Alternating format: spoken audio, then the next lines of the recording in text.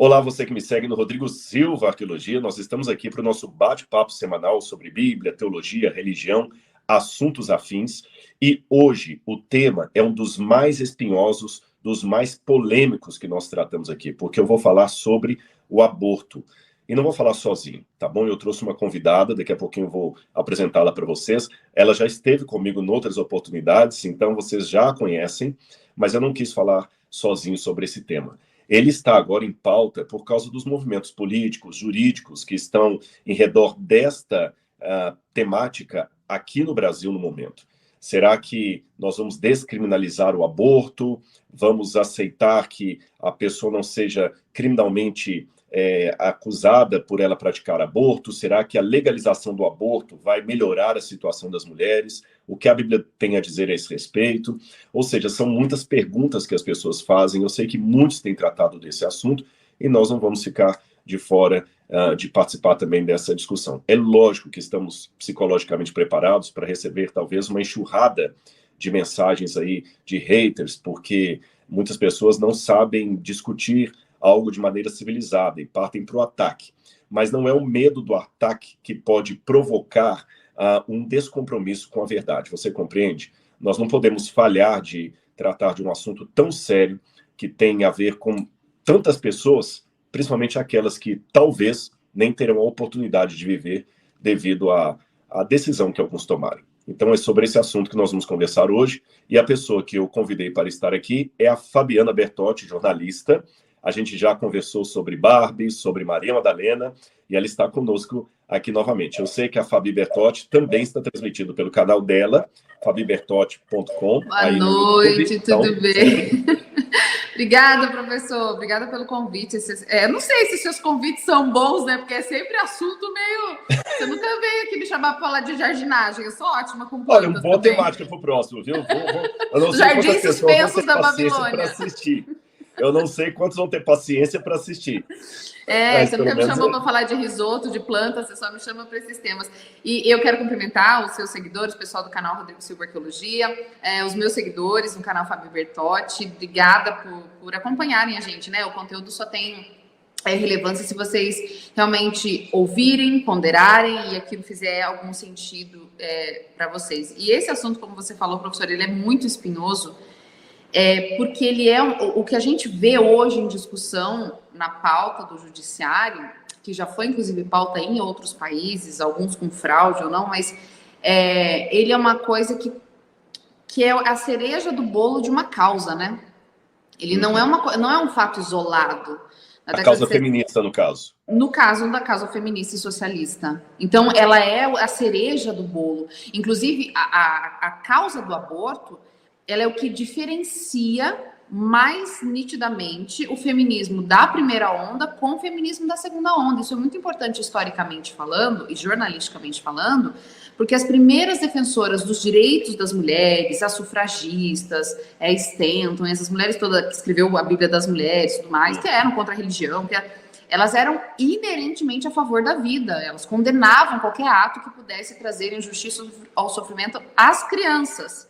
E vale lembrar que, do ponto de vista da criança, a própria concepção de infância, você sabe disso, a gente já conversou muito sobre isso, a própria concepção de infância é uma coisa muito nova. E ainda assim, as primeiras ativistas dos direitos das mulheres, há 200 anos, a ideia de aborto era execrável, né? O aborto, ele é praticado há muitos anos no mundo todo, mas sempre de maneira muito execrável. Por diversas razões, inclusive idólatras, você vai falar com muito mais propriedade aí, as adorações a Moloque e tudo mais. Então, quando a gente traz isso para a Suprema Corte hoje, com tanto as pessoas inflamadas, um ódio a quem se opõe contra, porque é muito ódio que você recebe toda vez que eu falo desse assunto, e eu confesso que eu evito falar, porque não estou podendo lidar mentalmente com tanto ódio.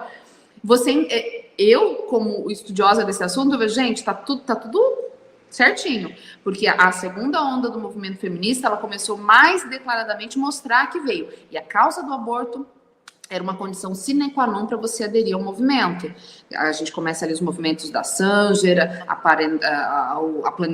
parentalidade planejada, a a colocar na criança a culpa do atraso da mulher, a colocar na criança essa pecha do subdesenvolvimento da mulher como parasita da família, enquanto dependente do salário do homem.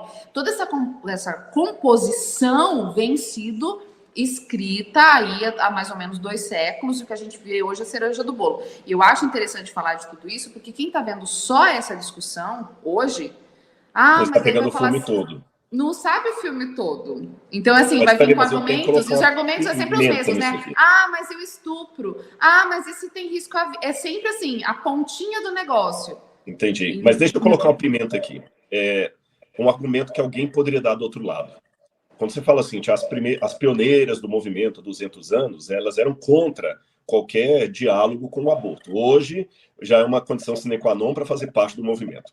Só que alguém poderia argumentar o seguinte, mas não é justamente, não estou defendendo isso não, viu, gente? Eu só estou fazendo, às vezes, de advogado do contra aqui, eu nunca vou ser advogado do Débora.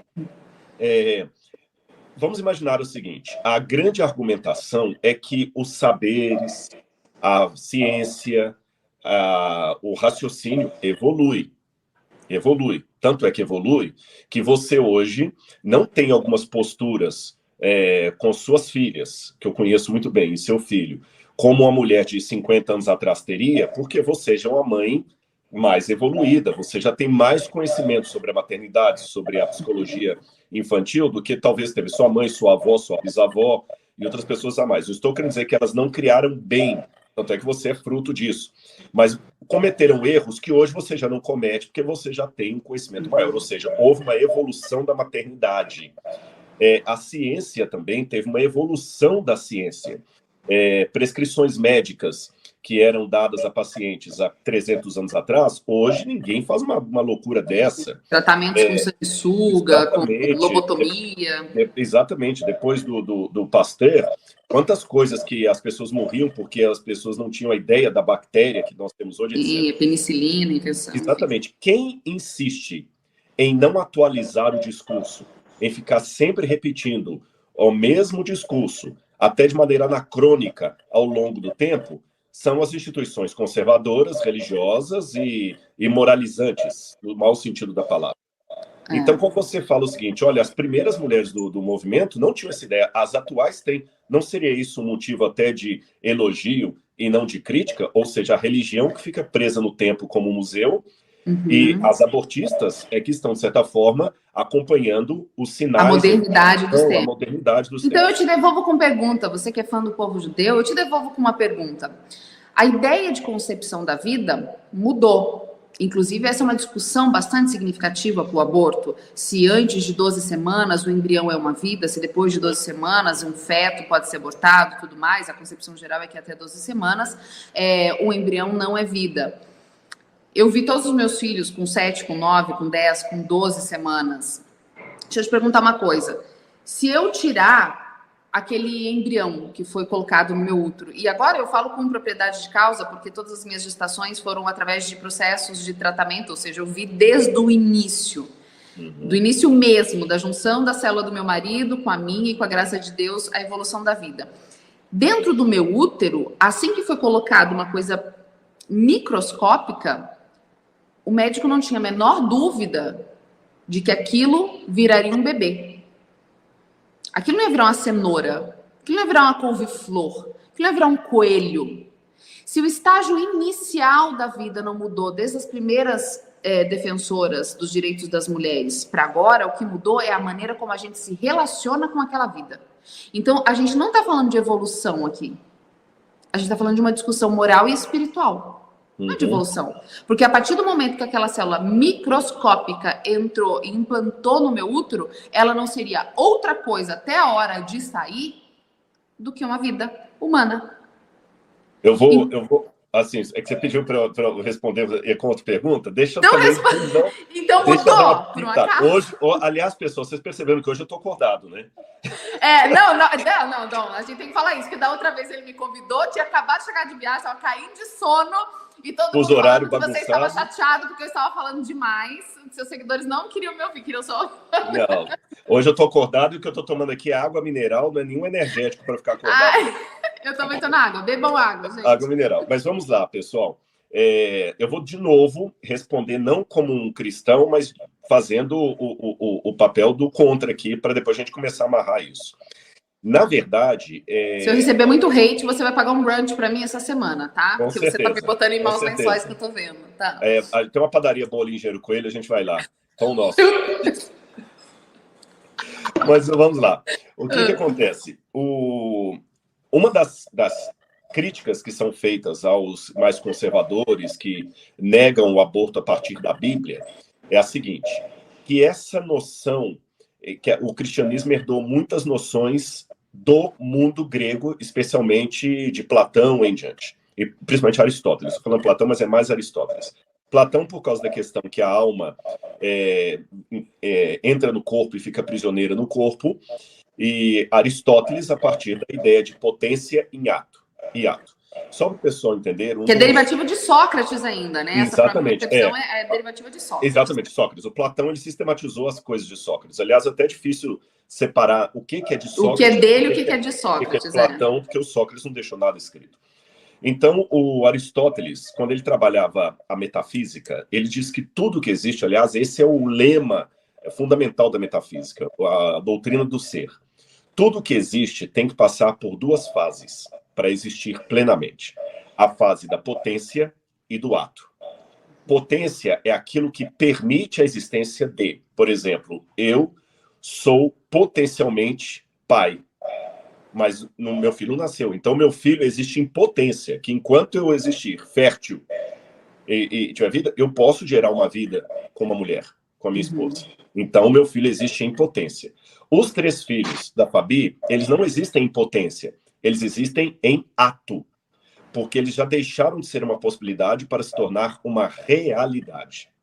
Então, dentro desse ponto de vista filosófico, a questão que a Fabi colocou, que ela viu lá a fertilização in vitro, lá desde o início dos filhos, na verdade, quando houve a junção das células ali, dela e do Rodrigo Bertotti, você tinha a potência das crianças. A pergunta é, elas já estavam em ato ou potência? Porque ela mesma falou, não ia dar uma couve-flor, nem uma macieira, tinha que ser um bebê, mas vai se tornar um bebê. Então, ainda como não se tornou, o que você tem ali na fertilização é uma vida humana potencial, não em ato. Aí a pergunta, mas eu vou responder isso, eu estou colocando a problemática, eu vou responder. A pergunta / argumentação que os abortistas colocam é: você não está interrompendo uma vida humana, uma vida humana real, ou a potencialidade daquilo acontecer e atrapalhar a vida de uma mulher. Exatamente, você está interrompendo a potência, não o ato. Então, seria, juridicamente falando, incongruente você considerar assassino quem interrompe a possibilidade da vida, a potência da vida, como seria também errado condenar quando mata crianças, fugiu a expressão infanticídio. Agora. Infanticídio. Seria errado você também condenar como infanticídio alguém que matou uma mulher que ainda não era mãe. Porque eles falam assim, não, você matou a essa mulher ainda lá. E todos os filhos que ela poderia gerar. Então você vai ser criminalizado por feminicídio e infanticídio, porque você matou a mulher e todos os filhos que poderiam nascer. Isso não faz sentido do ponto de vista jurídico. Você matou a mulher, não os filhos. Então, o argumento que eles dão é que você não está interrompendo o bebê, você está interrompendo a potência dele. A possibilidade dele existir. Mas então, deixa eu te devolver antes que você solucione esse enigma. Quando os abortos, agora de forma prática, tá? Quando os abortos são perpetrados, as tentativas de aborto são perpetradas, elas acontecem no período em que já se sabe da gestação, em que aquele potencial, ou seja, já não são mais 2 células. Para quem não sabe, é muito interessante o processo de início da vida, né? Quando o espermatozoide ele fecunda o óvulo, começa ali um processo de separação de células, de multiplicação aos milhares, até que aquilo se nida ou se gruda no útero feminino e a partir dali começa todo um multiprocessamento de células, de multiplicação de células, e que vai dando origem aos nossos tecidos, aos nossos órgãos. Então, eu lembro, com 6 semanas, eu vi o coração do Teodoro bater. Eu olhava, era uma bebinha, mas já tinha coração, já começava o cérebro a se desenvolver. Quando se sabe, quando se quer abortar, e agora estou falando de forma prática e não aristotélica, se sabe disso quando existem 2 células se multiplicando ainda, ou se sabe disso quando já existe um coração batendo, um atraso menstrual, um coração batendo, um enjoo, que isso já acarreta algumas semanas. Aí, pergunto de novo, nesse estágio potencial, o bebê já é de fato um ato? Ótimo. Excelente pergunta. Aliás, eu vou até colocar o seguinte, para piorar isso, e o que eu faço com os outros embriões uma vez que aquele ali deu certo, e os outros que estão guardados? E os outros? Lá? O que você faz? Né? Casais, por exemplo, que optam pelo tratamento de fecundidade, como nós precisamos... E ele fica guardadinho no banco lá por muito tempo. Exatamente, que é uma questão que a gente pode até discutir mais tarde nisso, de realmente a valorização da vida. Porque, por exemplo, quando a gente fez o tratamento, nós tivemos 4 embriões, e o Rodrigo é íntimo da gente, sabe? Eu ainda quero o 4º filho. Eu sei disso.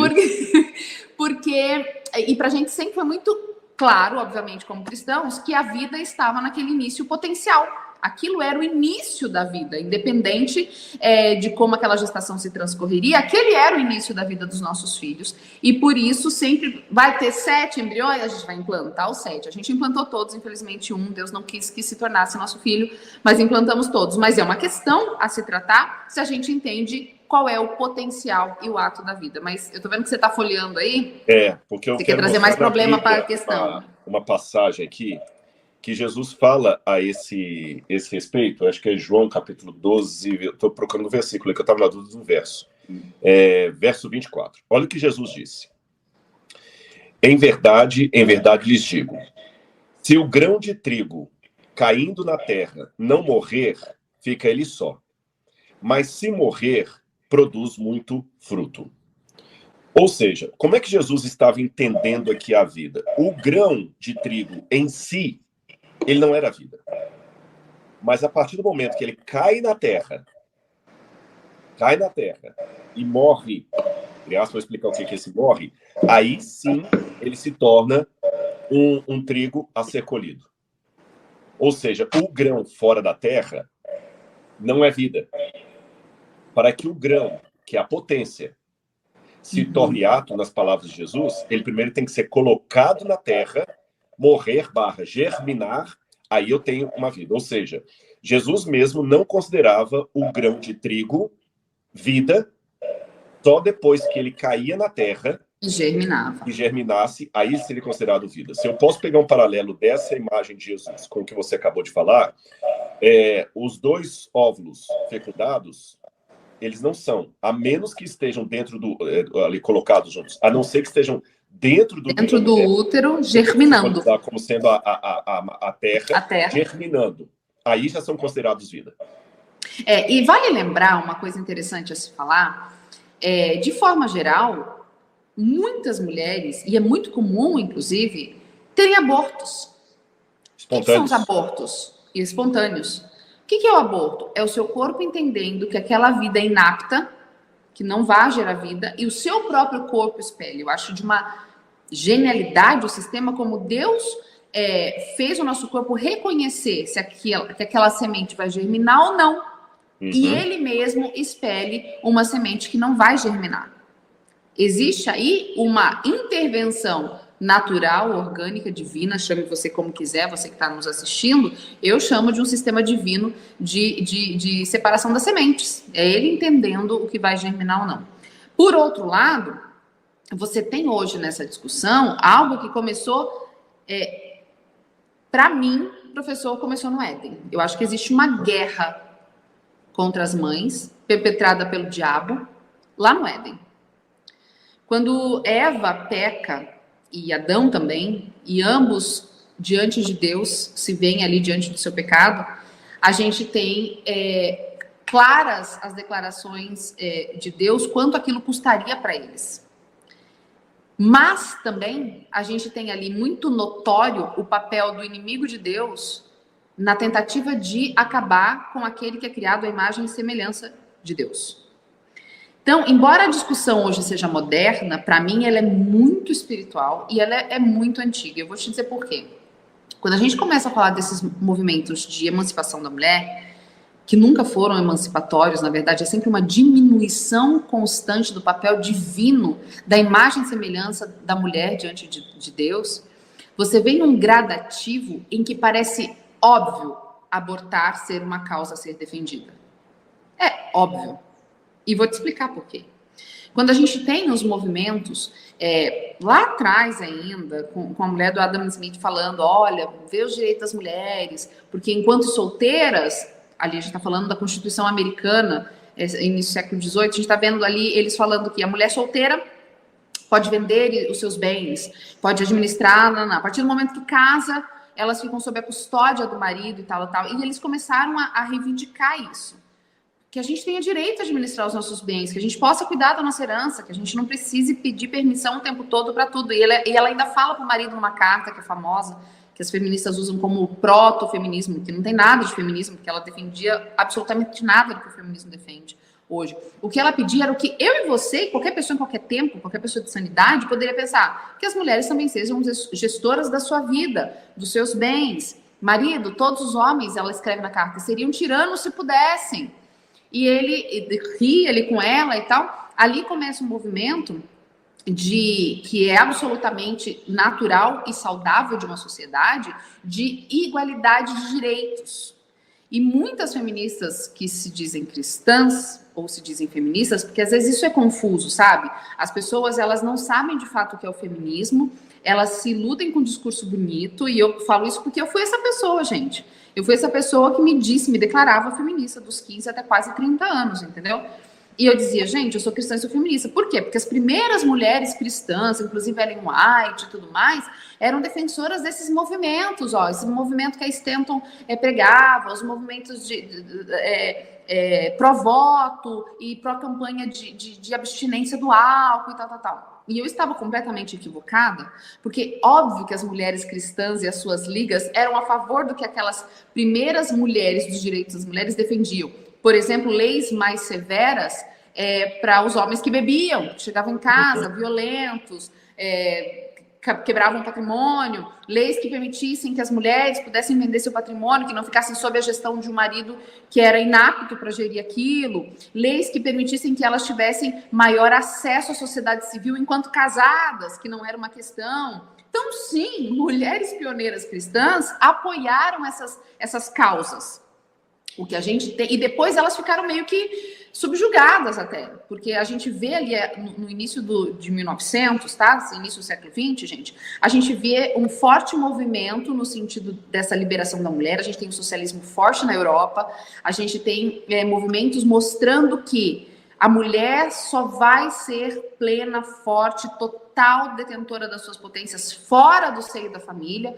A gente tem as ideias de que a burguesia e a família são, na verdade, o entrave da vida da mulher, e a gente sabe hoje, por causa da história, que, na verdade, o que se queria era uma massa maior de indivíduos sem vínculos, que pudessem ser mais facilmente doutrinados e coordenados, porque você sabe, professor, você é casado, se eu chegar com ideias aqui na sua orelha, no silêncio do seu quarto, na ponta de travesseiro, como diz o Grande Irmão, o livro do George Orwell, ali naquela junção de travesseiros, vocês têm um poder muito grande, você e a Laura, que outras tentativas não conseguem minar facilmente quando esses dois estão juntos. Agora, quando eu separo esses indivíduos, eu faço com que eles se entendam como indivíduos potenciais desprendidos um do outro, e eu convenço a mulher de que ela foi a vida toda abusada, de que ela foi a vida toda oprimida, e eu tiro dela, eu ganho essa mulher, porque todos nós somos inerentemente egoístas, eu ganho dessa mulher uma atenção. Então, eu tenho nesses primeiros movimentos, que depois arrefecem por causa da Primeira Guerra Mundial, você vê que não tem grandes ações de campanhas e ações feministas, e depois eles voltam, principalmente ali entre a Primeira e a Segunda Guerra, forte, e se fortalecem muito mais com o feminismo de cafés, que se falam, que é quando a gente tem na França... Sartre, Simone de Beauvoir, Betty Friedan nos Estados Unidos, que deu voz ao segundo sexo da Simone de Beauvoir na década de 50 e 60, e a gente começa aí essa defesa do aborto. Só que antes dessa defesa do aborto, o que a gente teve foi uma preparação de caminho. O que foi essa preparação de caminho? Foi dizer para a mulher que, olha, você sempre foi oprimida, você não tem direito aos seus bens e tá. Era uma verdade? Não necessariamente. Veja, o fato de eu não ser feminista hoje não me faz antifeminista. Aliás, eu acho muito arrogante todos esses discursos de ridicularizar. Eu não concordo com isso. As pessoas que chegam, porque eu sou antifeminista, e começam a zoar com as feministas. Não sou, mas porque eu acredito que o feminismo, ele entrou num desespero humano, sobretudo feminino, de busca por justiça e igualdade, onde o cristianismo muitas vezes falhou. Deixa eu te interromper um pouquinho aqui, que tem uma nota interessante isso que você falou, e eu gostaria de comentar, um parênteses rápido. E aqui eu vou ampliar o meu discurso não apenas para o feminismo, e vamos também voltar para o aborto, só para a gente não ficar muito... Sim. Eu estou fazendo esse começo para entender por que o aborto hoje faz sentido. Exatamente, porque o aborto se tornou um capítulo importante do movimento feminista. Segunda onda, não da primeira onda. E a gente tem questão do aborto. Mas eu queria colocar uma questão aqui, que você falou, que vale para os movimentos feministas e para vários outros que surgem aí de minorias. Existe uma questão que nós devemos deixar bem claro, que eu não posso deixar que os meus traumas guiem meu discurso social. Porque a partir do momento em que eu uso traumas para guiar discursos sociais, eu crio não uma justiça social, mas uma vingança social. Exato. E cumpro na prática aquilo que um autor, de linha mais socialista, que era o Paulo Freire, dizia: é a dinâmica do opressor oprimido. Todo oprimido tende a se tornar um opressor quando assume poder. Então, o que nós estamos vendo muitas vezes na sociedade? São causas ilegítimas que começaram por causas legítimas. Exato! Aliás, movimentos ilegítimos que começaram por causas legítimas. Então, vamos supor, um exemplo hediondo disso seria se... E o interessante é que o vitimizado, que é diferente da vítima, o vitimizado é aquele que deixou de ser vítima para potencializar a sua experiência de vítima, a ponto dela dar base para uma vingança estrutural. Você está entendendo? Então, por exemplo, o negro que foi escravizado e agora também ridiculariza o branco.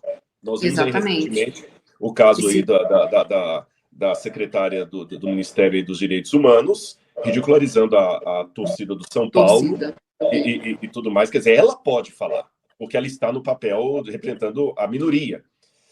A mesma coisa dita pelo outro lado, não. Então, quer dizer, acaba sendo uma coisa que se torna uma vingança social. Isso aconteceu com os negros, com os índios, com alguns grupos radicais. Por exemplo, agora nós estamos vendo isso com as pautas feministas, mulheres que, uma vez que as mulheres do passado tiveram esses problemas, nós vamos agora nos libertar vingando. E pelo menos... E essa noção muito do mal, né? Eu acho que essa noção de quem é o mal é confusa. Porque quem que é o mal? O homem é o mal? Veja, eu tenho nesse momento, e para mim, como alguém que defende muito a educação, que trabalha com a autoestima da criança, que fala da formação de meninas, que são bandeiras que eu defendo, precisa ficar claro quem é o mal. Quando eu vejo nesses movimentos, esses desprendimentos da mulher, eu chego... no momento em que a revolução... E é por isso, eu acho que falta muita informação, sabe? Eu tenho a revolução industrial desmembrando ou reconfigurando o papel da família, professor. Eu tenho uma família que era essencialmente rural, camponesa, enfim, onde todo mundo era junto, onde os papéis eram diferentes, mas igualmente necessários. Enquanto eu tinha o homem indo para o campo, para a agricultura, eu tinha a mulher cuidando dos afazeres, dos filhos, todos ao redor do pai e da mãe. Eu tenho uma configuração de família onde todos são igualmente importantes. A mulher tinha um papel de autoridade para os filhos. Total, ela tinha total... Você vê vários textos históricos e bíblicos onde a gerência da casa é da mulher. É ela quem diz. O cara planta e traz para casa. É ela quem diz quanto que usa, quando que usa, como que se abastece o estoque. Ela tem um gerenciamento dentro do lar que ele é muito fundamental para a vida da família. E isso é totalmente renegado ou se fala por pouco. Quando a gente tem uma mudança estrutural na sociedade, que é a revolução, a gente tem homens saindo de casa para ficar 10, 14 horas fora, a mulher sozinha cuidando da propriedade. A gente tem ali no pré-industrial ainda um papel muito importante da mulher, que é a mulher ali dentro de casa, cuidando da família, cuidando da prole, administrando essa renda que vem. Só que a gente tem uma coisa muito importante aí, por isso que eu quero falar, antes de a gente chegar no aborto em si e dizer por que ele faz sentido para as pessoas precisam compreender isso. Eu tenho ali agora a precificação do serviço, que eu não tinha antes. Uhum. Você está entendendo? Agora, quanto vale a tua hora? A minha hora vale tanto. E a hora da mulher? Mas pera, o que ela rende? Não, ela cuida dos filhos. Mas dá para vender filho?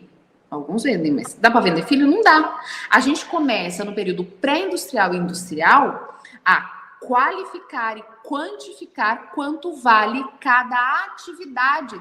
Não no conjunto geral, professor, mas agora, por quanto vale fazer uma garrafa? E eu tenho ali quem? Você vê que a guerra contra as mães é um negócio que a raiz são profunda. Não dá para discutir hoje. Ah, mas ela foi estuprada. Gente, não é simples assim. É espiritual, e também a nossa guerra não é contra carne e sangue, a gente sabe que... por isso que eu não bato boca. Né, Fabi? A gente tem que tomar cuidado, embora as exceções são reais e devam ser tratadas, a gente não pode tornar a exceção a regra. E para elas já existe legislação? E já existe, exatamente. Então, o problema é que o pessoal pega a exceção e fica batendo martelo em cima da exceção, e já não é o cachorro que abana a cauda, é a cauda que começa a abanar o cachorro. A cauda que abana o cachorro. Por causa da exceção agora, nós vamos fazer uma série de coisas. Eu acho que esse papel que você falou da mulher aí, da precificação, ele foi agravado também pela Primeira Guerra Mundial, quando muitas ficaram viúvas, e não somente isso, tinham que também preparar bombas, elas tinham que ir para as fábricas, porque os homens estavam lutando. Exato, a gente tem essa saída da mulher mulheres de casa. E crianças tinham que ir primeiro para suprir a ausência do ganha-pão. Masculina no trabalho, exatamente. Segundo, para ajudar a fazer bombas, né? E agora, quando eu pego o frigir dos ovos de tudo isso aí, tem uma coisinha que eu deixei de responder lá atrás. Eu não sei se eu mencionei o versículo da Bíblia que eu tinha citado, era João capítulo 12, versículo 24, viu, gente? A hora que eu li aquela passagem da Bíblia. Tem uma coisa que nós não podemos esquecer, que há essências que não são modificadas. Então, quando o pessoal pergunta, vocês não evoluem, mas existem essências que não podem ser modificadas. É isso que você tem que colocar. E já que você mencionou Eva, que vem desde o Éden, deixa-me dar uma pincelada aqui do Éden. Chama minha atenção que a primeira pessoa que comeu do fruto proibido foi Eva. E muitas pessoas, ao lerem isso na Bíblia, já colocam assim, a Bíblia é machista, porque a Bíblia já coloca a mulher inferior ao homem. Eu lembro até hoje, um dia que eu participei de uma vez numa igreja, que um homem lá tinha colocado que a mulher é inferior ao homem porque ela foi criada depois do homem. Eu falei, mas se assim, então, o peixe é superior exatamente, o homem é inferior aos animais, porque ele foi criado depois dos animais. Agora, a Bíblia, em momento algum, ela desmerece a mulher, pelo contrário. Raciocinem comigo. Eva só ganhou o nome de Eva depois do pecado, depois de comer o fruto, depois de receber a sentença de Deus. Somente aí. Aí Deus falou, olha, por causa do que vocês fizeram, vai acontecer na terra o seguinte. Você vai dar à luz em dores de parto. Você vai comer do suor do seu corpo. E vocês vão morrer. Antes de eu continuar do enaltecimento da mulher, deixa eu também falar um pouquinho disso aqui. Qual a única maneira que eu tenho de reverter as consequências do pecado, as maldições que o pecado trouxe? A única maneira que eu tenho de reverter isso pela Bíblia é através da redenção. Com o sangue de Cristo morrendo na cruz do Calvário, eu consigo a salvação e a esperança da vida eterna, onde essas situações não existirão mais. E até que a vida eterna se torne uma realidade, eu tenho que entender que Deus transformou essas consequências ruins em coisas boas. Por exemplo, no suor do seu rosto comerá o seu pão. Realmente é cansativo trabalhar, mas não é muito melhor ser ativo do que estar desempregado em casa sem fazer nada? Tem um prazer na atividade. Sob dores, você dará à luz. Eu não posso falar isso porque eu não fui mãe, mas a Fabiana pode dizer que dá dor, tem um trabalho de parto assim, terrível, mas pergunta se elas estão arrependidas. Não é? Pelo menos a maior parte que eu conheço, não. Terceiro, vocês não morrerão. A morte que eu tiver aqui será apenas provisória, porque eu vou ressuscitar e ter a vida eterna. Então, Jesus me garante não apenas o cancelamento absoluto dessas coisas na eternidade, com uma nova perspectiva sobre elas no presente tempo. É isso que a Bíblia promete. Mas qual que é a filosofia da serpente? Não. Vocês viverão para sempre, vocês serão iguais a Deus. E vocês conseguirão reverter esses 3 quadros sem precisar de Deus. E é justamente essa reversão que aí falsa, que começam os movimentos que tentam salvar o homem do homem, né? Exatamente. Então, olha, veja bem, no suor do teu rosto comerás o teu pão. Não precisa trabalhar agora. Deixa que a máquina trabalhe por você, a lei do menor esforço, não precisa trabalhar, o trabalho é ruim, o trabalho é opressão. Olha os discursos socialistas aí. Trabalho é opressão, não sei o quê. Mulher, você vai dar à luz sob dor de parto. Não dê mais à luz. Cancele a maternidade. Tá certo? Vocês estão com medo de... Não, vocês vão viver para sempre. Aí lembra aquilo que o Ernest Becker escreveu no livro Denial of Death, a negação da morte, que o ser humano hoje, ele tenta suprimir essa dor da mortalidade, da certeza da mortalidade, a certeza da mortalidade, ele tenta suprimir isso com o quê? Com experiências, com excessos. Lipovetsky, que escreveu lá, aquele francês que escreveu lá a Era do Vazio, a hipermodernidade. Sim, eu estou lendo um livro agora que chama Nação Dopamina, em que a psiquiatra ela fala, a gente busca tanto prazer, é tão incessante, é tão viciante essa busca do prazer, que esse desregulamento, né, esse desequilíbrio da busca do prazer com a nossa vida está gerando essa nação de infelizes. E tudo é hiper, aí eu de novo volto para o Lipovetsky. É hipermodernidade, hipermercado, hipertexto, hiperexperiência. Aliás, as pessoas, são filósofos que dizem que não tem nada a ver com a Bíblia, viu? São pessoas que tiveram a genialidade de perceber o curso do tempo. Elas têm um individualismo muito grande e um desespero por experiências, como a Fabi mencionou. E elas trocam a experiência pelos valores. Uhum. Ou seja, isso aqui eu não quero saber se é certo ou errado, eu quero sentir. Quero sentir. É tudo sobre experiência, né? Tudo sobre sentimento. A promessa de Eva, para eu devolver a bola para você, é que eu falei que é interessante. No livro do Gênesis, Eva só recebe o nome de Eva depois dessa sentença de Deus. E quem dá o nome para ela é Adão. O livro do Gênesis, no capítulo 3, quando vai falar quando ela recebe o nome, o livro diz o seguinte, eu vou ler para vocês aqui, olha. Só um segundo. O homem chamou sua mulher... Aqui, olha. O homem teve relações com Eva. E o homem... Eu estou lendo Gênesis capítulo 3, versículo 20. E o homem deu à sua mulher o nome de Eva. Você sabe que na mentalidade hebraica os nomes são escolhidos sempre pelo significado. Nunca pela sonoridade, que é bonitinho. É sempre importante isso. Eu já contei em outras oportunidades aí, quando eu estou com um beduíno no deserto, que eles perguntam meu nome, eu falo Rodrigo. Como não é um nome árabe, não é um nome comum, eles perguntam assim, e o que significa? E eu descobri que não saber o significado do meu nome era um negócio tão ridículo como não saber como é que se chama meu pai e minha mãe. Então, para eles é importante. E o nome é dado pelo significado. E é engraçado como sente. As minhas crianças estão nessa fase, professor, de querer saber o significado do nome. A Catarina está inconformada porque ela não quer o dela. Mas é tão lindo. O da Valentina é Valente, o do pai, Rodrigo, como você, que é forte, real, linguagem real. Teodoro, é presente de Deus. Aí a gente fala pra ela, o seu é casta, pura, ela não quer. A pureza, cátaros. Não quero, mas não, olha, forte. Olha que interessante aqui. Ele diz que ele chamou a mulher de Eva por ser a mãe de todos os seres humanos. A palavra Eva, Ava, em hebraico, significa aquela que carrega a vida.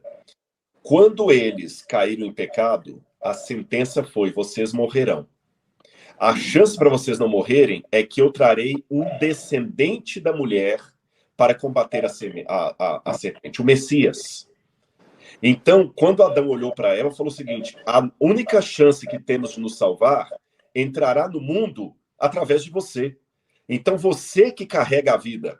Nós estamos condenados à morte, mas quem traz a vida a esse mundo é você, porque você carregará a semente da vida. Eu vou te chamar de Eva, aquela que carrega a vida. E o discurso agora é justamente de tirar da mulher a coisa a melhor homenagem que ela poderia ter no relato da criação. É isso, professor. A gente já conversou muitas vezes, isso aqui está virando conversa de sofá, né? O povo está vendo que a gente discute aqui no dia a dia. Mas a gente tem, para mim, esse ataque às crianças, à maternidade, à vida do nasciturno, ela é, sobretudo, um ataque do diabo à grandeza com que Deus criou a mulher, ao potencial de gerar vida. E eu fico, quando eu falo nisso, eu falo muito da história, você sabe que eu gosto, mas é porque a gente teve, assim, mudanças muito sutis na percepção da vida ao longo dessas transformações sociais, né? A história da família, convencionalmente, ela é contada como se todas as atividades econômicas tivessem deixado a família, o lar no século XIX, quando a gente começou aí as produções manufaturadas, né? E daí o lar já não era mais um local de trabalho, como sempre tinha sido, mas um lugar de lazer, de nada, um abrigo do mundo real. E é como se as mulheres tivessem sido colocadas ali para fora, né, dessa economia. Só que, na verdade, a família ela permaneceu como parte intrínseca da economia dos países. Existiram transformações no tipo de bem e serviço que agora era produzido em casa, só que o novo produto doméstico agora era a criança, que era intensamente educada. Tem uma autora, uma antropóloga, ela fala uma coisa muito interessante, chama Wanda Clevana, me corrija se eu estiver falando errado, mas ele fala assim que durante a transição da sociedade pré-industrial para industrial, a família passou por uma mudança qualitativa enquanto unidade laboral, ela fala. E que enquanto uma produzia comida, cuja a função principal era ali comida, agora era socializar e educar trabalhadores para o mercado de trabalho industrial. Operários. Então, termo técnico, operários, né? Que eles até usavam. Exatamente. Então, do proletariado aí mudou o bem serviço. Então, nessa nova economia, o trabalho, ele importava somente se você pudesse precificá-lo. E aí a gente começa a dar preço para as crianças. Só que a única forma pela qual os homens poderiam ter sucesso lá fora no mercado de trabalho industrial era se eles delegassem as funções familiares e domésticas para quem? Para as esposas. Então, os maridos de sucesso e crianças extremamente educadas se tornaram produto do trabalho não remunerado das mulheres casadas. E aí começa toda uma discussão. Oh, meu Deus, caiu alguma coisa aqui. Sai pra lá! Aí a gente vê uma mudança na questão de valores. Nessa nova economia do dinheiro, a unidade econômica principal não era mais a família. A gente tem a unidade de preço por indivíduo, e isso fica muito claro no primeiro censo que foi feito nos Estados Unidos em 1860, onde a gente já não tem mais os bens e a renda da família, mas qual a ocupação do indivíduo, quanto que ele ganha, quantas horas ele trabalha. Você está entendendo que a gente começa uma precificação do indivíduo? E daí a gente tem um monte de mulheres feministas, tem uma muito crítica, inclusive, à maternidade, que é a Charlotte Gilman, que ela fala que a mulher que fica em casa e que cuida da sua família, ela é parasita. Ela é parasita, porque quem está produzindo a riqueza é o homem, ela está consumindo do homem, então ela tem que deixar essa criança em casa para que ela produza também. Então, olha o que você está vendo. Uma desvalorização no final do século XIX, tá? Da maternidade. São muitos os artigos e livros falando disso. É uma efervescência esse assunto. É uma desvalorização da maternidade no final do século XIX. E daí o que a gente vê no começo do século XX? As crianças viram alvo das ativistas. O que é talvez pouco conhecido das pessoas é que esse ato de transformar as crianças no empecilho, quer dizer, a gravidez, no empecilho da vida da mulher, foi uma mulher que era muito, inclusive, apaixonada pela ideia da eugenia nazista. Uhum. Eu ia falar, estava esperando uma oportunidade para falar da eugenia. Porque exatamente. Então eu vou te dar toda a oportunidade do mundo, porque não tem como falar desse assunto sem Hitler, falar da Margaret Sanger. Exatamente, ele antecede o próprio Hitler. Exato, ela foi, mas você sabe por que ela tem essas ideias tão avançadas que ela contaminou a Europa com isso? Porque quando ela foi a fundadora do movimento moderno pelo controle da natalidade. E ela era, assim, ela propunha a eugenia, que é a teoria do aperfeiçoamento da raça, que é o cerne da teoria de Hitler da Alemanha nazista. E a Sanger, ela acreditava que todos os males da sociedade vinham das famílias numerosas. Ela considerava que filhos inaptos, crianças inaptas, ela chegou a escrever isso, tá? Ela fez um livro que você não vai acreditar, porque ela escreve isso. Você fala, não, a Fabiana é louca, é cristã, mãe, tá. Não, ela escreveu um livro, A Mulher e a Nova Raça, onde ela fala assim, que a coisa mais misericordiosa que uma família numerosa faz por um dos seus membros infantes é matá-lo. Uhum.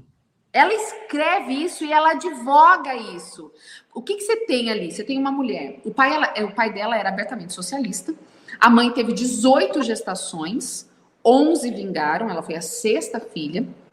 Ela nasceu em 1879, ela é enfermeira, foi enfermeira de formação. Só um detalhe, é bom explicar que nem sempre quando se usa a palavra socialista nesse contexto, está falando de marxismo, de comunismo. Não, Lembremos que vale é um outro isso. contexto, é bom validar se as pessoas confundem. O próprio Hitler, ele fazia parte do Partido Socialista da Alemanha. O nazismo era o Partido Socialista.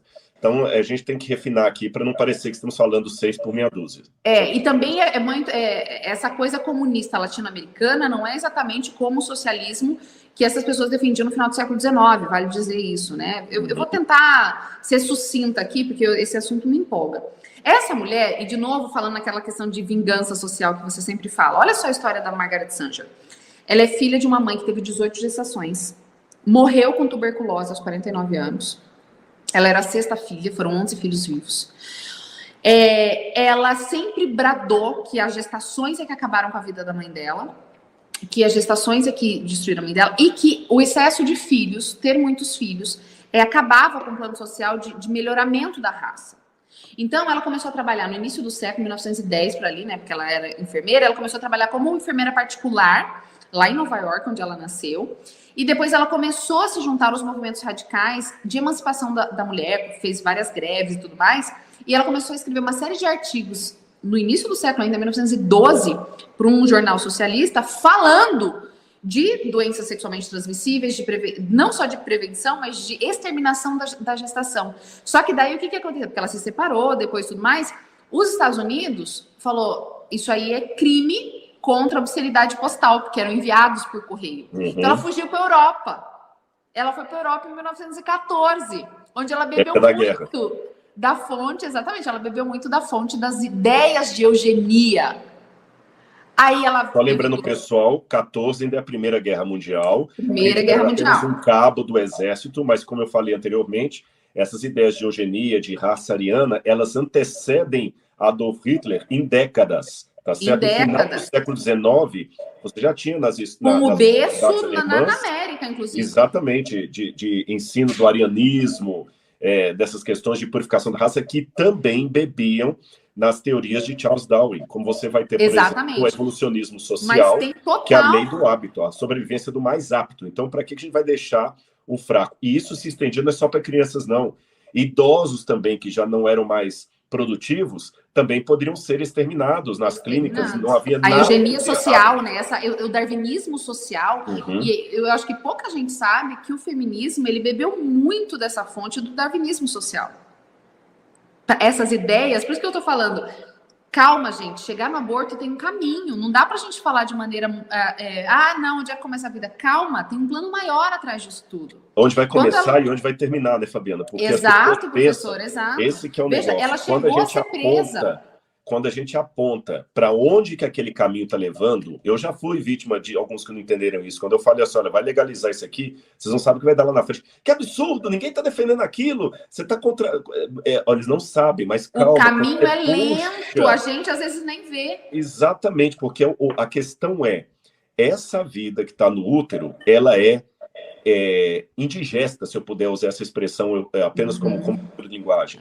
Ela é inapropriada, ela me traz complicações, então vou eliminá-la, porque ela não é produtiva, ela atrapalha a minha vida, ela não está prestando para nada, ela não produz nada para o país. Então, para que conseguir... E vou te dizer mais, o idoso é a mesma coisa. O que eu vou fazer com esse idoso? Isso era muito mais sinceramente falado, professor. Isso era muito mais sinceramente falado. Quando ela montou o American Birth Control League, lá, a Liga Americana, que depois virou, né, o parenting, não sei das quantas dela, o controle de parentalidade, que virou um sistema legal que a Johnson apoiou depois. Em 1921, ela tinha lá como 2 objetivos principais: limitar a reprodução dos inaptos e desafiar o ensinamento cristão, criando uma nova moralidade. Ela chegou a ser presa por isso e tudo mais, né? Então, o que a gente tem ali? A gente tem claramente... Hoje ela conseguiria um cargo público. Sabe o que ela dizia? Ela falava assim, que a maternidade ela tinha que vir de um desejo profundo de casais aptos fisicamente. Olha a eugenia aí. Ela falava assim, quando a maternidade se tornar o fruto de um desejo profundo e não o resultado da ignorância, aí sim a gente tem uma nova raça. Você tá entendendo? Ela fala, não vai ter infanticídio, nada mais, quando isso for crianças úteis. Mas daí, se a gente for pensar em crianças úteis, mata os meus então, porque os meus não têm utilidade nenhuma. Uhum. Não trabalham, não rendem valor. E entender a Margaret Sanger, nos ajuda a entender por que as crianças hoje são tão descartáveis. Elas são vistas como objeto de casais, mas elas são inconvenientes e parasitas, até que elas não produzam nada. Elas não são recebidas como bênção de Deus. Você está entendendo? Quando ela fundou o planejamento familiar dela, que a Johnson incorporou e tudo mais, ela ainda falava. Agora, das inúmeras mudanças que a gente vê aí no feminismo, a gente precisa deixar claro que isso não era o pensamento das primeiras defensoras do feminismo. Isso é da segunda onda. Mas onde que a gente chega com isso? A gente chega para dizer que as mulheres, elas precisam ter total controle de si mesmas. As mulheres precisam mandar no seu corpo. Mas aí eu te pergunto, e agora eu que devolvo. Muito bem. Meu corpo, minhas regras. Essa célula que está se multiplicando velozmente dentro do meu útero, é meu corpo? Não, é um outro corpo. Então tem que ser as regras desse outro corpo. E aí, quem que defende os direitos desse outro corpo? Sabe como é que eu respondo isso, Fábio? Eu vou dar uma resposta mais do ponto de vista filosófico.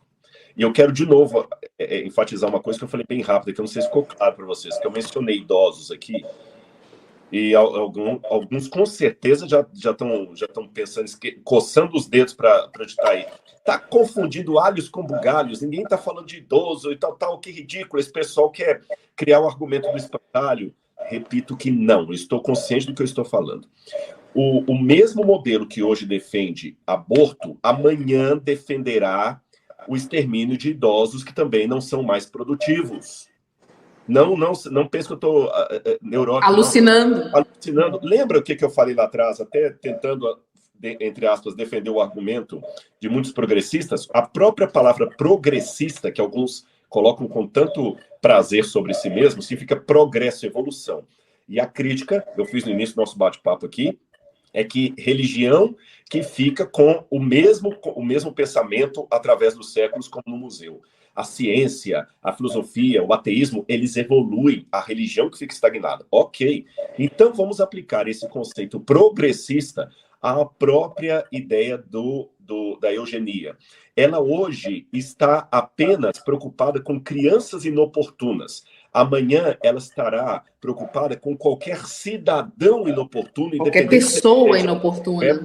Ou se ele seja um idoso, ou se ele seja alguém que tem uma doença degenerativa, que ele está na cama agora não movimenta mais, ou alguém que está idoso e não tem filhos e não produz. Então, cuidado, meus queridos. E eu chamo a atenção de vocês o seguinte, muita gente também pode estar perguntando aí, Fabi, aliás, estão perguntando aqui, eu estou anotando. Vocês ficam citando autores demais, que não vão direto ao ponto. Sabe por que a gente cita tantos autores? É para ensinar para vocês que muitas das ideias que nós temos hoje, há intelectuais programando isso. Tá certo? Você não está vestindo a cor que você está vestindo porque você quis. Alguém quis por você. Hoje, o algoritmo está mostrando isso, como é que até as minhas escolhas estão sendo predeterminadas por uma inteligência artificial. E vamos colocar, de novo, a preocupação com os teóricos. Uma vez eu vi uma experiência, e eu vou usá-la como ilustração do que eu quero dizer, de algumas crianças que estavam com suco. Eles colocavam o suco para elas e colocavam uma baratinha de plástico dentro.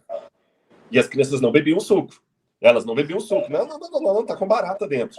Aí o adulto chegava com a colher, tirava a baratinha de plástico, aí ela bebia. Ou seja, olha bem, para a criança o problema é a barata. Tirou a barata de dentro do copo, o suco já ficou limpo. Tá limpo. Essa mesma mentalidade e inocência infantil é vista em muitas pessoas que, se eu falar isso aqui foi defendido pelo nazismo, você não vai aceitar. Isso aqui foi defendido por pessoas que você não vai aceitar. Mas você tira o nazismo, tira Hitler, a mesma ideia já está válida. Eu estou comparando o nazismo e outros nomes hediondos com a baratinha de plástico ali dentro. Enquanto tiver aquilo, ninguém aceita. Se eu falar que isso aqui veio de Hitler, ninguém vai querer. Mas se eu tirar Hitler e representar o mesmo suco, as pessoas aceitam. E aceita numa falsa moralidade que aparentemente você está amando. De novo, eu volto a citar o Ernest Becker, no The Night of Death. Ele fala, nós entramos numa confluência de romance apocalíptico, romance cósmico. Nós queremos tudo bonitinho. Por quê? Porque sabe uma coisa, Fabi? Todos nós, por mais afastados de Deus que estejamos, exceto os que cometaram o pecado contra o Espírito Santo e psicopatas. Porque o psicopata, até onde eu saiba, ele não tem mais sentimento de moralidade, e quem cometeu o pecado contra o Espírito Santo também não. Fora esses dois casos, por mais que você esteja afastado das coisas de Deus, ainda existe a voz do Espírito ali dizendo, isso está errado, isso está errado, isso está errado. Então nós encontramos mecanismos de aplacar a consciência, não de abandonar o erro, aplacar a consciência. Por exemplo, já que eu citei os nazistas, esses dias eu estava vendo como é que foram trabalhadas nas cabeças dos jovens militares a ideia para assassinar mulheres e crianças a sangue frio, sem sentir nada, e muitos deles voltavam para casa vomitando, sem dormir e tudo mais. E uma das técnicas que foram feitas foram os seguintes, eles pegavam e ensinavam para aqueles jovens que o judeu não é ser humano, que o judeu, qualquer coisa, menos humano. Então, você não está matando um ser humano, você está matando um animal. E até alguns colocam, por que nos campos de extermínio, primeiro, eles já não chegavam e matavam os judeus todos de uma vez. Só fizeram no Tribunal de Nuremberg tem um monte de declaração sobre isso. Tem declarações sobre essa. Inclusive, tem um senhorzinho, acho que ele está vivo ainda, com 102 anos. Ele fala como eles desumanizavam a aparência. Desumanizava, exatamente. Tirava dente, tirava cabelo. Se a questão é eliminar, chegava e já ia matando. Eles só fizeram isso no final, quando estavam com pressa para tirar as evidências do crime. Sim. Mas no início, eles desumanizavam, deixavam os judeus sem comer, um banheiro para 50 pessoas, raspavam o cabelo, tiravam os dentes, para que ao soldado nazista olhar para aquele ali, não reconhecesse um semelhante, enxergasse um bicho, uma coisa. Aí fica mais fácil, porque realmente, numa criança, eu não tenho coragem de atirar, mas num rato de esgoto, sim. Então, essa mesma desumanização que foi feita com os judeus é feita com os bebês. É um feto, não é um ser humano. A diferença do primeiro exemplo para o segundo é que tiraram a barata de dentro do copo. Aí você bebe o mesmo suco, porque já não há mais uma barata de plástico. E eu acho ainda mais grave, não é só o desmerecimento da criança, mas é a criança como intruso no desenvolvimento da mulher. Mas o judeu também era o intruso no desenvolvimento da Alemanha, de acordo com a acusação que os arianos faziam. De acordo com a acusação. Eles estavam contaminando a raça. Assim como a criança está contaminando o corpo da mulher. Eles eram um atraso de vida para a Alemanha. Então, se você quer crescer, elimine o que está te atrapalhando. E eu vou te dizer mais. O discurso é o mesmo, gente. Repito, o discurso é o mesmo. É só ter a baratinha dentro do copo ou não ter a baratinha dentro do copo. O suco é o mesmo. E a gente vê, assim, as ideias, elas estão tão arraigadas na nossa sociedade. Veja, a gente vive numa sociedade pós-feminismo de terceira onda. Professor, ninguém saiu incólume disso. E vou dizer de um amigo meu, vou dizer nomes aqui, mas de um amigo meu, que quando soube que eu estava grávida, pensou, gente, carreira dela acabou, vida dela acabou. Uhum. Sabe o que é isso? São as ideias do feminismo de que uma criança, ao invés de ser uma bênção de Deus, alguém que vai perpetuar, ela é um entrave na vida da mulher. E todos nós estamos sujeitos a isso. É por isso que quando a gente cita esses autores, quando eu faço esse retrocesso, eu sei que muita gente não gosta da aula de história, palestrinha ela, mas eu preciso fazer isso para você entender que não é um ponto agora, não é uma decisão da corte agora. É uma história sendo construída para dizer para mim e para você que uma criança atrapalha a nossa vida. Mas eu confesso, eu e Laura, a gente está tentando engravidar, já estamos fazendo planos a esse respeito, estou contando de primeira mão aqui. Verdade, você nunca falou isso em público, né? É verdade, acho que uma vez eu falei, mas eu não estou seguro se eu falei mesmo, não. Mas a gente conhece muitas pessoas, e eu mesmo já fui vítima desse discurso, até desse pensamento.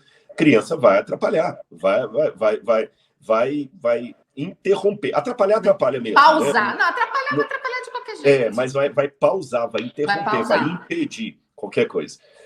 Fabi, a gente já está aqui com mais de uma hora. Eu queria entrar um pouquinho aqui numa parte bíblica e te provocar em algumas coisas aqui, porque eu tenho umas estatísticas que eu não quero terminar Não, então eu vou te fazer pergunta. Para de me provocar, que é só você que me provoca. Oh, eu vou te dizer, então. Você que veio de rosa hoje, não fui eu. Eu vou provocar, então, você. Dos argumentos bastante válidos, e eu ouvi muito nos meus anos enquanto morava na Europa, é de que em vários países da Europa, e deixa eu contar uma experiência pessoal para te fazer essa pergunta, quando eu engravidei do Theo, depois de muito tratamento, eu fui para o GP, que é um postinho na Inglaterra, onde você faz a primeira triagem. Quando eu cheguei lá, eu estava de 11 semanas, eu ia fazer aquela ultrassom de translucência nucal, que a gente vê a coluninha do bebê. E a enfermeira pegou meus papéis rápido, ela 11 semanas, você quer manter ou você quer tirar? E eu fiz uma cara assustada, a primeira vez que me ofereceram um aborto, e ela olhou assim, pela minha cara, olhou de novo o papel, viu a clínica... Quando você perguntar se você quer parto natural ou cesárea. Exato, desse jeito. 11 weeks, would you like to maintain? Eu fiz assim, sim. Aí ela olhou, não, é tratamento, desculpa. Mas, você tem até semana que vem para decidir. Pensa bem. Pensa bem. Foi a primeira vez que eu me deparei com um país moderno, evoluído, onde o aborto não é criminalizado até as 12 semanas.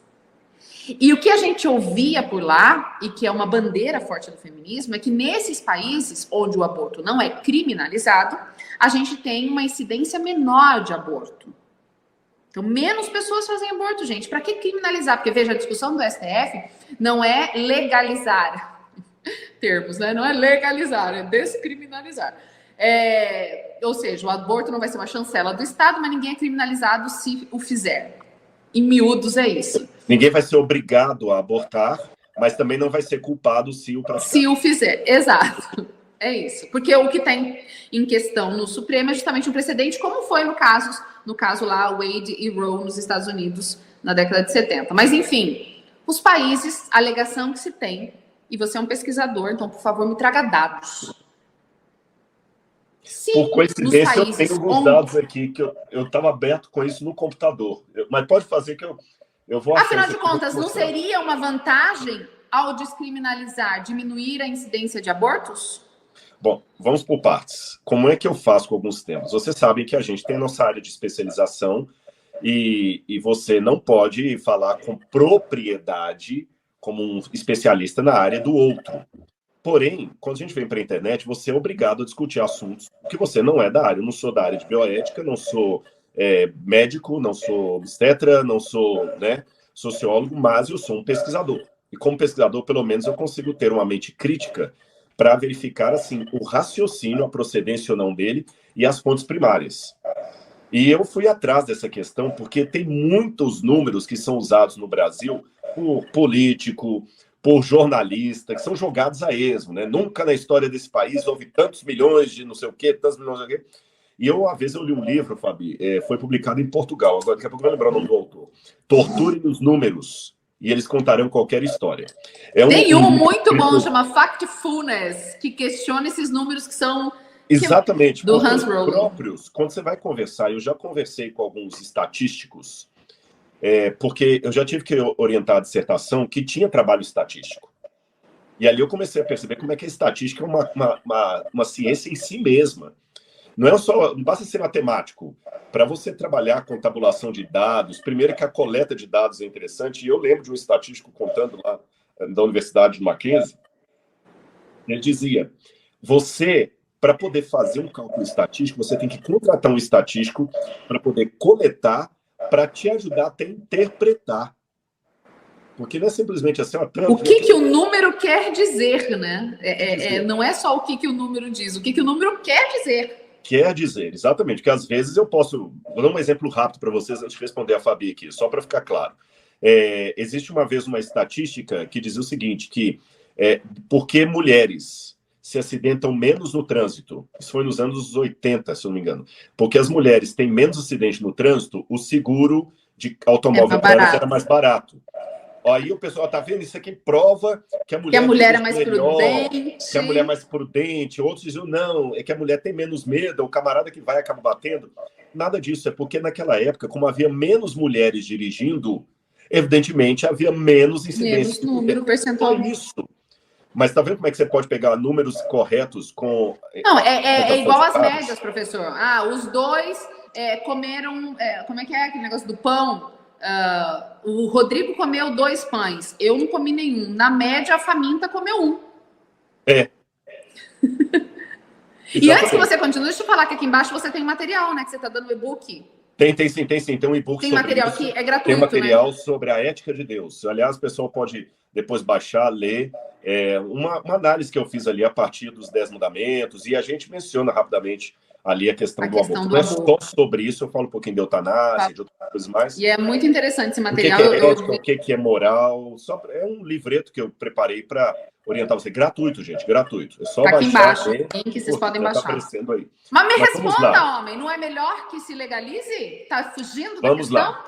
A primeira coisa que eu sempre tive desconfiança e fui atrás das fontes e vi que eu estava certo no meu insight é o seguinte: se o aborto é ilegal, como é que você sabe, com todos os dados, quantos abortos há no Brasil? Então, quando eu vejo o pessoal falando assim, não, porque no Brasil tem tantos milhões de abortos por ano, eu fui procurar as fontes, disso que é dito por político, por ativista. Onde é que tá? Cadê as fontes? Quais os médicos ilegais que registraram? E registraram. Olha, eu estou praticando aborto ilegal, eu vou registrar aqui e colocar lá no IBGE. Não existem estatísticas oficiais do IBGE São que só digam inferências. isso, gente. Eu posso, pelo IBGE, saber o seguinte: olha, no Brasil nós temos tantos milhões de católicos, tantos milhões de evangélicos, porque o IBGE foi na casa de todo mundo, trabalhou com amostragem. Não, eu posso saber pelos dados do SUS quantos abortos foram realizados de maneira legal. Legal, mas o ilegal que a legislação não tem. prevê. Exatamente, mas o ilegal, a prova é ilegal. É a mesma coisa de saber o seguinte: quantos pacotes de cocaína são vendidos na Cracolândia de São Paulo? Não tem como você controlar isso, gente. Nenhum traficante fala assim, olha, esse ano eu vendi tantas toneladas, o outro não. Não, você pode ter uma noção, sim, pela apreensão da polícia, foi apreender tantas toneladas disso e tal, mas não existe isso com aborto, você tá entendendo? Não tem os médicos falando assim, olha, eu realizei tantos abortos clandestinos. Então, quando vem qualquer ativista falar assim, não, porque no Brasil tem muitos abortos, não tem como saber. Ninguém sabe de fato. É zero, ninguém sabe. Você tem chutologia. Isso não o que a gente sabe e que o SUS ainda tem são mulheres que, pela tentativa de aborto, tiveram complicações sérias, morreram ou foram atendidas pelo SUS. Exatamente. Que também não é um número assim tão exponencial. Que não é tão um número aberto, você tem que fuçar. Eu já fui atrás desses dados. Você tem que fuçar para ver se vai ser registrado como tal, como consequência de um aborto. Não, e outra, e se eu for olhar por aí também, tem uma série de outras coisas também que eu vou ter que liberar. Quantas pessoas também, por exemplo, têm problemas sérios porque se automedicaram. Então, agora o resultado é eu liberar a automedicação. Para que as pessoas não... mais. Você entendeu? Agora, então, mas e nos países desenvolvidos, então? Então nós vamos olhar aqui. Aí o que eu olhei, mesmo nos países desenvolvidos... Eu tenho aqui, acho que só um minutinho que eu vou procurar aqui. Eu não sabia que você me perguntar isso. Eu estava lendo esse negócio. Porque esse é um argumento frequente, viu? Sim, olha aqui, ó, nos países a guerra dos números. Eu tenho aqui, olha. A primeira coisa que eu tenho que fazer para ter uma pesquisa estatística séria do número de abortos e poder falar se aquele subiu ou não é o seguinte: é pegar os países onde o aborto foi legalizado, pegar o número de abortos no primeiro mês, no primeiro ano, e ir acompanhando esses números ao longo do tempo para ver se eles estão aumentando ou diminuindo. Aí eu tenho uma pesquisa estatística séria. Porque agora eu tenho números oficiais, eu tenho números legalizados e eu tenho um argumento forte. Não, depois que o aborto foi liberado, ou depois que o aborto foi legalizado... descriminalizado, o número de abortos diminuiu naquele país. Por quê? Porque agora eu tenho dados estatísticos das mulheres que estão oficialmente, como a médica te ofereceu aí, dando a oportunidade do aborto. Se esses números estiverem caindo, aí realmente eu tenho um argumento pró-abortista. Vamos descriminalizar o aborto, porque a tendência é que eles vão caindo. Mas o que eu tenho visto é diferente. Eles estão... de novo, está tendo um tiro. Você está onde? Você está no... Menina, eu tô aqui, eu tô em casa, eu sei lá o que é esse barulho. Eu tô preocupado que eu moro aí perto, viu, gente? Eu não vou voltar pra casa, não. Então, vamos lá. Então, vocês entenderam o meu argumento aqui? Aí eu fui procurar fazer uma pesquisa aqui e verifiquei algumas coisas interessantes aqui, ó. Por exemplo, Uruguai, nosso país vizinho aqui, ó. Uruguai. Eu peguei dados oficiais aqui, eu tenho as fontes de tudo isso. No primeiro ano após a legalização do aborto no Uruguai, houve pouco mais de 6 mil abortos no país, sendo que no primeiro mês tinha ocorrido apenas 200. No segundo ano, o número saltou 20%. No terceiro ano, novo aumento de 9%. Em um único biênio, houve um acréscimo de quase 1/3 no número de crianças abortadas. Isso para falar aqui do Uruguai. Vamos pegar o outro aqui também. Deixa eu ver aqui. Estados Unidos da América. Eu tenho aqui, olha que maravilha, Estados Unidos. Ó. Você sabe que você mencionou aí rapidamente aquele caso da Roe versus Wade, né? Lá dos Estados Você sabe que ela... inclusive, é bom dar uma pincelada sobre isso, né? Foi um caso que serviu de base para o Supremo, para a Suprema Corte Americana. Uhum. Foi uma petição que ela fez alegando estupro. Foi em Nova York. É o caso Roe versus Wade, que era o promotor. Não da cidade de Nova York, estado de Nova York. Estado de Nova York. E anos depois, ela confessou, isso foi na década de 70. Em 73 foi legalizado, não em todos os estados, mas foi legalizado. E ela, depois de anos, foi falar que era mentira, que ela nunca tinha sido estuprada, mas que ela era militante feminista, que ela achava que aquilo ia ser bom. A advogada dela, inclusive, ela falou assim, teve uma entrevista dela que ela falou assim, eu vou ter que dormir com a consciência de que eu mandei 50 milhões de bebês para a morte. Gostei de você falar 50 milhões, porque olha o que aconteceu. Depois disso, foi depois desse caso, que a corte permitiu que ali teria, né, até o 5º mês. Até o 5º mês. Gente do céu, o 5º mês, o bebê tá todo formadinho, você pode abortar só tá engordando. Sem nenhum argumento, assim, sério. Aí, olha o que aconteceu. Em 1970, foram 190 mil abortos legais nos Estados Unidos. Em 73, esse número subiu para 615 mil. O ano da legalização. 615 mil. Os legais de 70, a ligação era abortos no caso de estupro, no caso de... Anencefalia, doenças e riscos. Mas agora que liberou, de 190 mil, pulou para 615 mil. E eu tenho um dado aqui, eu vou até colocar para o pessoal. Isso aqui eu peguei do Center for Disease Control and Prevention. Tem uma página dela aqui, é do governo. É o órgão oficial de controle de doenças dos Estados Unidos. Eu vou dar alguns números para vocês. Que ele está todo ano a ano aqui, ó. Em 76, 988 mil abortos. Em 78, 1.157 mil. Vou pular para 1981. 1.300.000 abortos. Em 84, 1.383.000 abortos. E hoje, deixa eu ver, nos anos 90, em 95, foi o último dado que eu peguei. Não, desculpe-me. Olha que interessante isso aqui. Quando chegou após uma década, o número cessou acidentalmente, ficou estagnado. Mas em 1990, houve um recorde em números absolutos, passando 1.400.000 abortos todo ano. Em 90. E eu tenho agora uma informação 30 anos aqui que são maiores.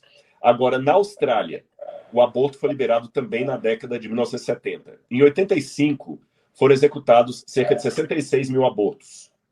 Em 87, pulou para 71 mil. Em 91, passou para 92 mil. Em 95, para 88 mil. A mesma tendência pode ser encontrada nos países. Você falou da Inglaterra aí, olha. Inglaterra, Espanha, Suíça, número de abortos, se somarem... Países em que eu vivi, tá, gente? Esses 3 países aqui. Eu tenho um gráfico aqui da Espanha, por exemplo, de 87 até 2011, teve um salto de 488%. E um detalhe importante. Alguém pode falar o seguinte, mas os abortos vão subindo a cada ano, porque a população vai aumentando. Só que o referencial estatístico é comparar, realmente, é esperado. Se a população cresce, aumenta o número de mulheres. Só que lembrando que a gente está chegando perto de uma estagnação populacional.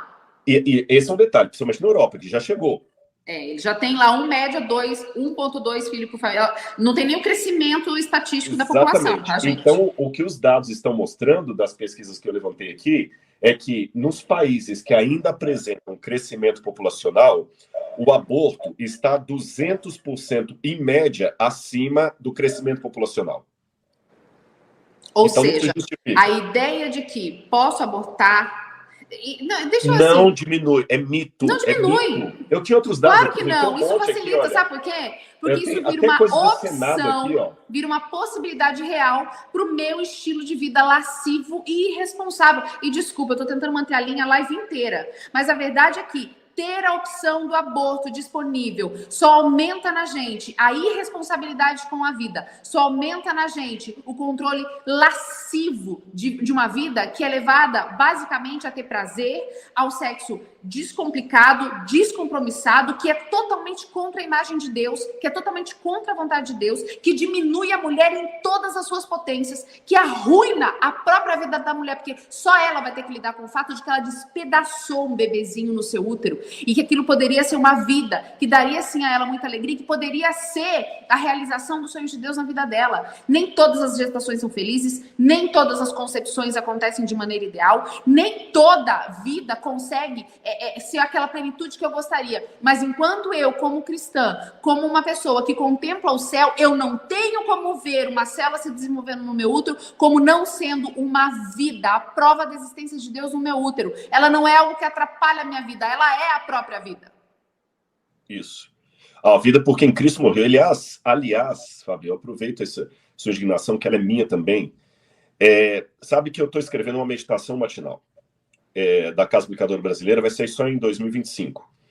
E um dos assuntos que eu escrevi foi sobre justamente o problema do entretenimento. E eu cito ali o Sócrates, que no diálogo que ele tinha lá com os dois irmãos de Platão, Adimanto, e mais um outro que agora me fugiu o nome aqui, o Sócrates, isso está preservado nos diálogos dele, ele fala contra a poesia, e o próprio Platão depois explica que não era para acabar com tudo a poesia. Quando fala poesia no discurso de Platão, de Sócrates, perdão, eu estou falando do teatro, do entretenimento. Ele fala, podemos ter o teatro, mas com regras, com sabedoria, porque se o teatro não tiver sabedoria, leia-se teatro, poesia, leia-se entretenimento, ele poderá culminar nos piores vícios. Por exemplo, se eu só enaltecer o caráter imoral dos deuses, eu estou dando para a juventude um argumento para os piores atos. Porque se os deuses fazem isso, e um dos vários elementos que o Platão vai elencando ali do malefício do entretenimento é esse que eu quero destacar para entrar na sua indignação. Platão falava o seguinte, você já percebeu que a mesma pessoa, quando vai assistir Homero, sai chorando de lá, emocionado pela cena daquele herói que bateu no peito na hora de morrer, numa trama de Homero, mas ao sair do teatro, ela encontra com uma pessoa na rua vivendo situação semelhante e ela simplesmente dá as costas e finge que aquilo não está acontecendo. Ou seja, o teatro arranca de mim a emoção, o choro, a lágrima. A vida real tira aquilo de mim. Então, o que acontece? Hoje nós estamos vivendo uma época em que as pessoas estão aplaudindo o teatro. Anestesiadas. Exatamente, ele chora no show do Coldplay, mas ele não está nem aí para uma coisa tão séria sobre isso. Ela entra em lágrimas, muitas meninas estão assistindo aí, porque viram um cantor famoso, um influencer, muitos meninos também, que são dos dois lados aí, chora, eu vi o fulano de tal, ele chora e chora. E ele vê uma situação dessa e não está nem aí. E vou além para vocês. Muita gente diz, mas a Bíblia não falou nada disso. Bom, eu podia ter várias versões, leitores da Bíblia aqui, gente, sobre... vocês já sabem, porque estão nos sites católicos, provavelmente os católicos... Os católicos, acho que são os que mais levantam essa bandeira. Isso, a Canção Nova lá tem... A sacralidade da vida. Eu não vou multiplicar aqui os argumentos, vocês já sabem, mas eu posso citar Salmo 139, quando o salmista fala, eu era ainda uma figura desforme, e o Senhor já no me ventre amava, da minha mãe. no ventre da minha mãe. O Senhor já meus dias estavam contados ali. A condenação do infanticídio que a gente tinha, a oferta de bebês a Moloque, a condenação veemente. Exatamente, Deus condenando isso. Ali também, Jeremias, quando ele fala com Deus, Deus fala o seguinte, você, ainda no útero da sua mãe, eu já te chamei, eu te fiz. Ali no hebraico é o verbo yassar. Yassar é fazer de manufaturar. Com a mão, modelar. Mesmo, com a mão, modelar. E diz, antes que nascesse, eu já te fiz. Existe então, uma vida no ventre. E vou mais além. Muita gente pensa que a Bíblia não tem, porque realmente não existe na Bíblia um mandamento assim, não abortarás. Não existe.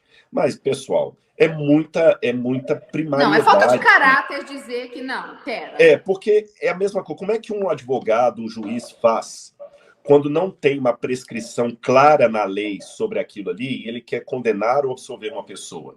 Até o ponto que a gente ouve, isso aqui é constitucional, isso é inconstitucional. Ele pega o espírito da lei e vê se aquela atitude está amparada ou infringindo o espírito da lei.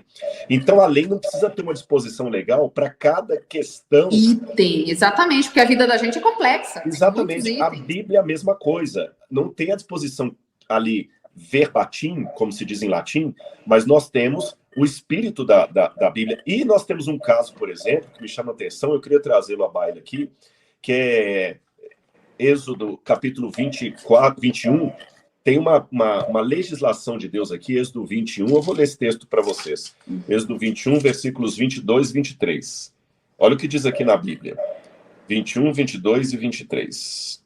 Se dois homens brigarem e ferirem uma mulher grávida, e forem causa de que aborte, porém sem maior dano, aquele que feriu será obrigado a indenizar o que exigir o marido da mulher, e pagará como os juízes determinam.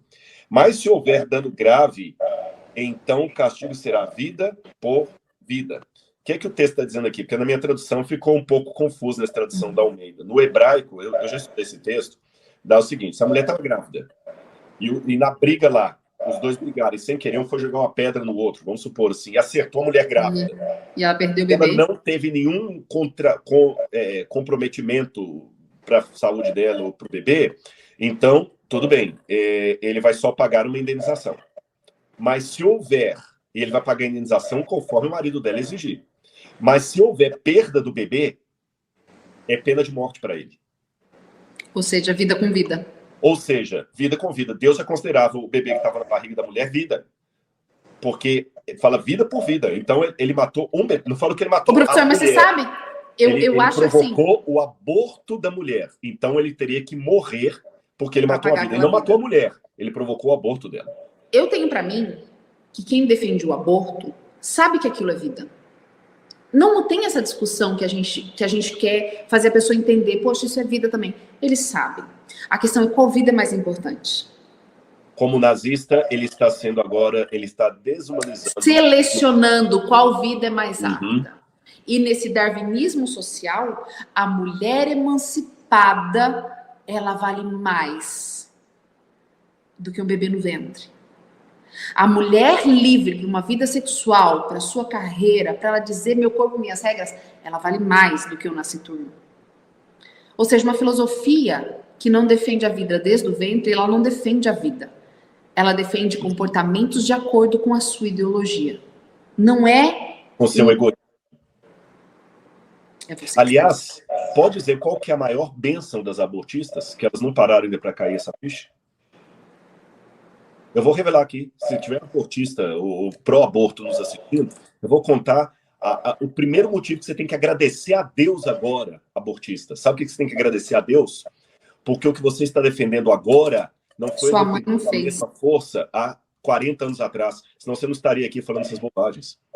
Você tem que agradecer porque esse movimento está acontecendo agora. Porque se ele ocorresse com essa força nos anos 50, 60, 70... Talvez você não tivesse nascido. Com quase certeza não. Tá certo? Não, eu digo mais ainda. Eu acho que quem estiver nos assistindo... jovens que estão enredados por essas... que estão... Eu quero falar assim com muito, muito, muito carinho. Para você que realmente considera possível defender o aborto e as causas que agora a gente está vendo ali, essa abertura de precedente no nosso judiciário. Eu quero falar com muito carinho e de verdade, como eu falei lá no início. Não foi descriminalizado. Não foi descriminalizado. E foi votado pela Rosa Weber, foi outra coisa. Mas já pediram vistas, a gente ainda está considerando essa questão. Quer dizer uma coisa bem... Essa não é uma guerra de homens. Essa não é uma luta de carne e sangue. Isso começou lá no Éden, quando Deus viu seus filhos pecando. E ali sobre eles o castigo foi dado. O diabo viu nessa possibilidade a maneira de atingir a Deus, que é matando os seus filhos. Essa narrativa toda da liberação da mulher que a gente tem e que parece corroborar com essa ideia de que o aborto é um direito da mulher, ela nada mais é do que um trauma, uma mancha e uma diminuição da mulher do status a qual o Deus nos criou. Deus nos colocou nesse status aqui. E todas essas ações visam apagar da gente a fagulha divina da nossa imagem e potência. Essas atitudes hoje não são de hoje. Entendam com o pano de fundo da história. Não só a história cronológica, mas a história espiritual. Isso não é um assunto moderno para tratar de liberdade da mulher e do seu direito à privacidade. Não é. Nunca foi.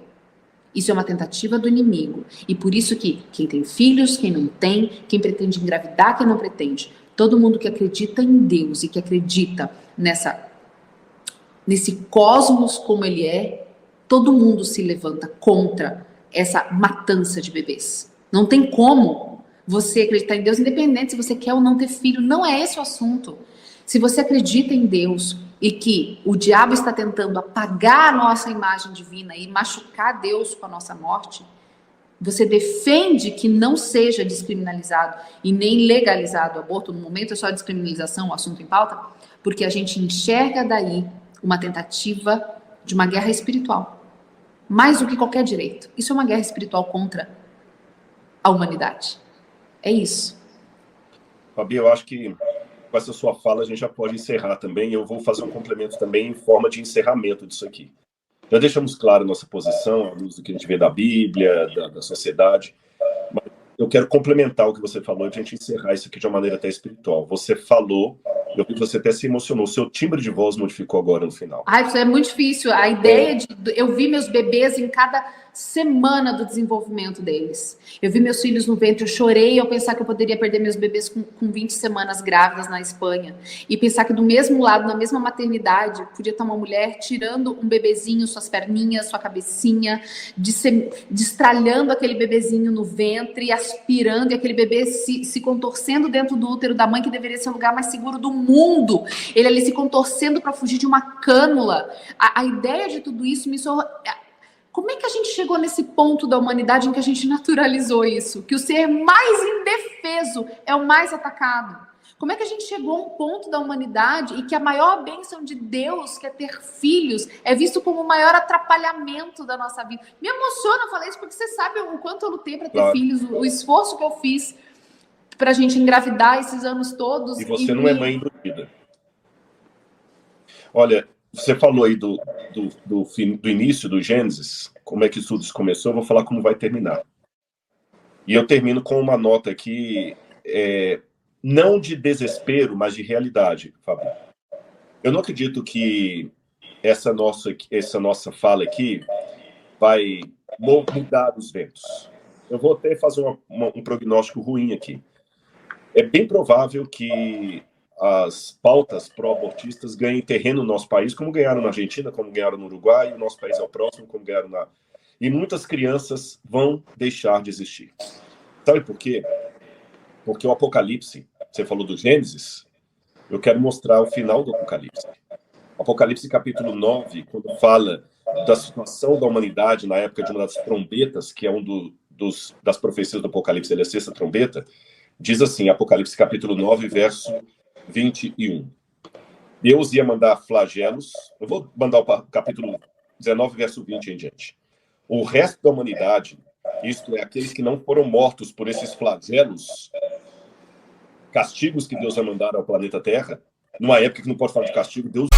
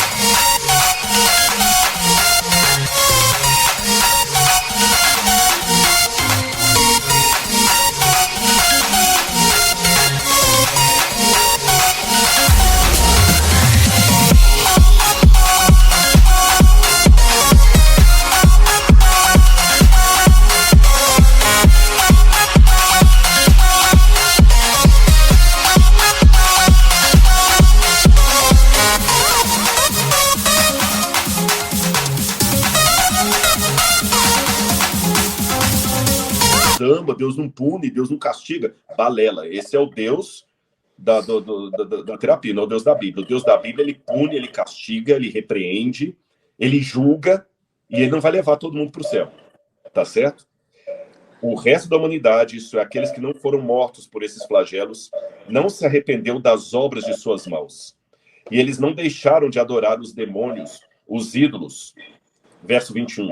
Também não se arrependeram dos seus homicídios, nem das suas feitiçarias, nem da sua imoralidade sexual, nem dos seus furtos.